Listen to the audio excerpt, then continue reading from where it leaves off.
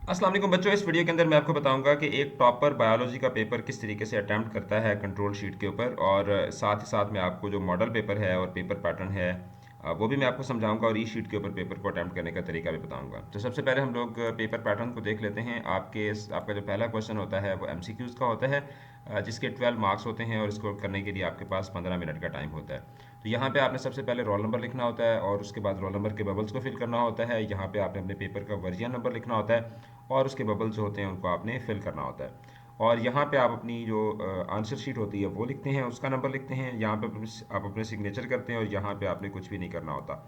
यहाँ से आपका एमसीक्यू पेपर स्टार्ट होता है। एमसीक्यू पेपर आप करके वो आप एग्जामिनर को सबमिट करवा देते हैं, और उसके बाद आपका सब्जेक्टिव पेपर स्टार्ट होता है, जिसको करने के लिए आपके पास 2 घंटे और 45 मिनट का टाइम होता है। और इसके टोटल मार्क्स में वो 53 होते हैं। अब इसमें दो पार्ट्स होते हैं। सेक्शन बी 33 मार्क्स का होता है, जिसमें आपने 11 शॉर्ट क्वेश्चन करने होते हैं, और हर शॉर्ट क्वेश्चन जो है वो 3 नंबर का होता है। 33 नंबर का आपका ये वाला पार्ट होता है, और हर शॉर्ट क्वेश्चन के अंदर आपको चॉइस भी गिवन होती है। और उसके बाद हम चलते हैं नेक्स्ट सेक्शन की तरफ, जो कि आपका सेक्शन सी होता है। और सेक्शन सी के अंदर क्या होता है? सेक्शन सी के अंदर आपके लॉन्ग क्वेश्चंस होते हैं, और इसमें आपको 4 लॉन्ग क्वेश्चन गिवन होते हैं, और 4 के 4 ही आपने अटैम्प्ट करने होते हैं। Question number 2, 3, 4 and 5। और हर क्वेश्चन जो होता है वो 5 मार्क्स का होता है। अब इसको ई शीट के ऊपर किस तरीके से अटैम्प्ट करना होता है? सबसे पहले आप ई शीट का ये वाला जो फ्रंट पेज है इसको आप फिल करते हैं। अब आप एक दो पेपर दे चुके हैं, तो आपको अंदाज़ा हो चुका होगा कि आपने ये वाला पेज किस तरीके से फिल करना होता है। तो यहाँ से आपका सेक्शन बी जो है वो स्टार्ट होता है, और इसमें आपने चूंकि 11 पार्ट्स करने होते हैं, तो आप पार्ट 1 को यहाँ पे अटैम्प्ट करते हैं, पार्ट 2 को इधर अटैम्प्ट करते हैं, पार्ट 3 को एक तरतीब के साथ आप चलते जाते हैं। 4, 5, 6, 7, फिर उसके बाद 8, फिर उसके बाद 9, और उसके बाद यहाँ पे 10, और यहाँ पे 11। यहाँ पे आके आपका जो एमसीक्यूज़ का पोर्शन है वो क्या होता है? ख़त्म होता है। और यहाँ पे आप सॉरी शॉर्ट क्वेश्चन का पोर्शन ख़त्म हो जाता है, और यहाँ पे आपने क्या करना होता है? रफ वर्क करना होता है। और यहाँ से आपका जो सेक्शन सी है स्टार्ट होता है, और हर क्वेश्चन को अटैम्प्ट करने के लिए आपके पास जो है वो 2 पेजेस गिवन होते हैं। तो इसमें बड़ा सिंपल सिंपल सा इसका पैटर्न है। कुछ पेपर्स ऐसे होते हैं कि जिसमें काफ़ी कन्फ्यूजन होती है ई शीट के अंदर। तो यहाँ पर इस पेपर के अंदर, ई शीट के अंदर, उस तरीके से कन्फ्यूजन नहीं है।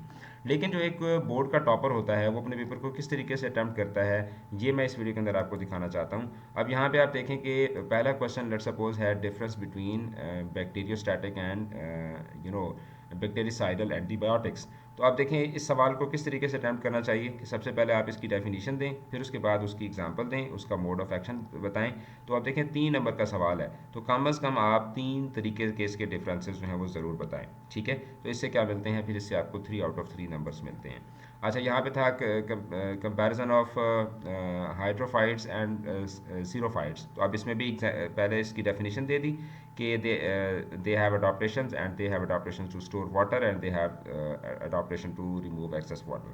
तो अब इस तरीके से क्या करना है? आपने पॉइंट्स बना के दरमियान में एक लाइन लगा के, और जो कंपैरिजन वाले क्वेश्चंस हैं, डिफरेंस वाले क्वेश्चंस हैं, उनको आपने इस तरीके से क्या करना होता है? अटैम्प्ट करना होता है। अच्छा, अब यहाँ पे अगरचे रेड पेन जो है वो अलाउ नहीं होता, लेकिन डायग्राम बनाने के लिए अगर आप इस्तेमाल करते हैं तो there is no harm in that. ठीक है, सिर्फ डायग्राम्स बनाने के लिए।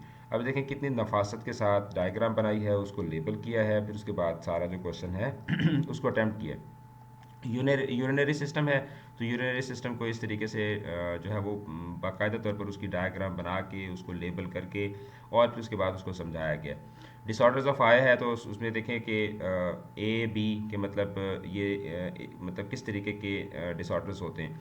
तो आप ये देखें कि सारा जो क्वेश्चन है उसको बाकायदा तौर पर अटैम्प्ट करके, उसकी डायग्राम्स जो है वो बना के, और फिर उसके बाद उसको जो है वो लेबल भी किया हुआ है।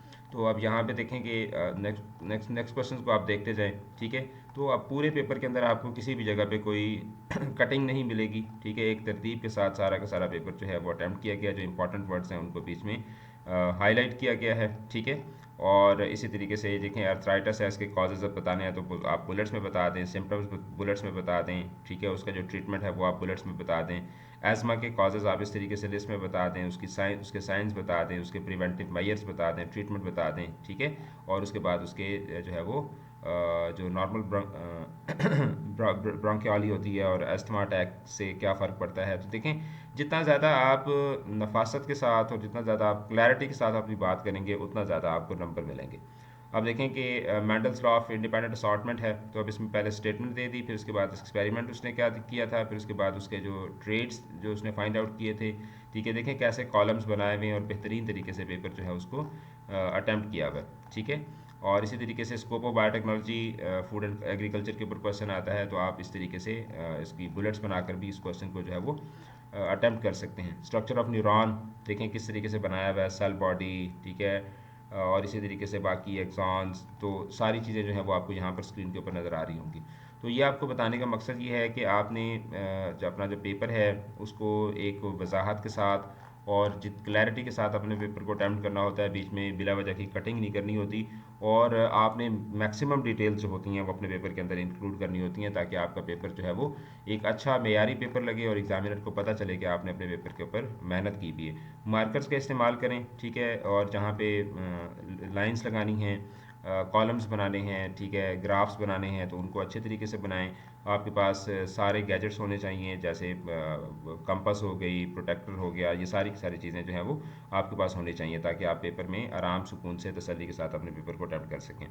आई होप कि इससे आपको काफ़ी सारी चीज़ें समझ आई होंगी। वीडियो को शेयर करें, चैनल को सब्सक्राइब करें और अपना रखिएगा बहुत ज़्यादा ख्याल। ऑल द बेस्ट, खुदा हाफिज़।